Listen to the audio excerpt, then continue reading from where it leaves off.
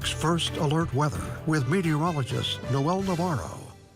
Welcome back, Noel. We still have that risk of flash flooding out there, and we were looking at some of the images coming in from Chassell and the Misery Bay area, and it's really damaging flooding. And there's more in store for areas along the west, and then that looks to spread towards the central and east, which is why we've issued the First Alert Weather Day. With that risk spreading across upper Michigan, torrential downpours, and then also damaging wind from thunderstorms. It's hot and humid up here. I mean, it's just really hot and humid. Dew points are in the 70s, and we've got passing systems. They feed into that fuel, and they bring what they're bringing in terms of the torrential heavy rainfall and damaging wind. The risk is at least 15% across upper Michigan. Current alerts, there's flood watches in effect covering Keweenaw County, including Isle Royal and the rest of the Copper Country, Gogebic County too, until Thursday morning. Here's the current radar. Now we're bringing the loop in here in the last 3 hours. You're seeing heavy rainfall at times and numerous lightning strikes up the Keweenaw Peninsula, I'd say around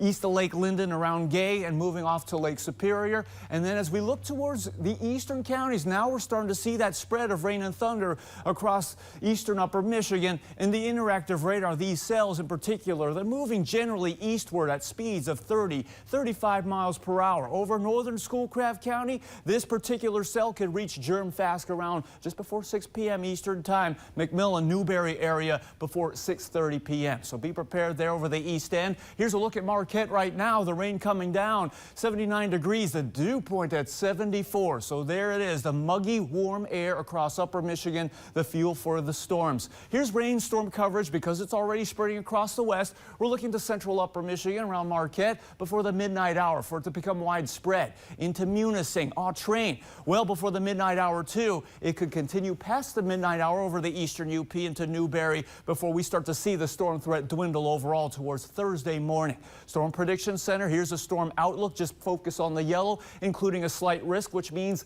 isolated to scattered severe storms expected. What about Weather Prediction Center's excessive rainfall outlook? The slight category, that means scattered localized flash floods possible. We've already experienced it over areas of the Copper Country. We've got to be prepared for the central and east. Also watch out for that patchy dense fog if you're driving in these areas here. So we go through the future satellite. We'll include the temperature as well. I didn't list it, but these are temperatures. So it spreads well before we even get to midnight. Once we get closer to midnight, though, the severe risk starts to diminish over the west. The southern and eastern portions of upper Michigan, we got to watch out for the scattered rain and thunder before that threat starts to eventually subside into the morning. Even past midnight, there's an isolated severe thunderstorm possible for damaging wind along south central upper Michigan. Now your low temperatures will be very mild, 60s, lower 70s. And then we get to the afternoon of Thursday. Sunshine's coming back. The thunderstorm threat diminishes. We got to watch out for a few strong thunderstorms before we get a drier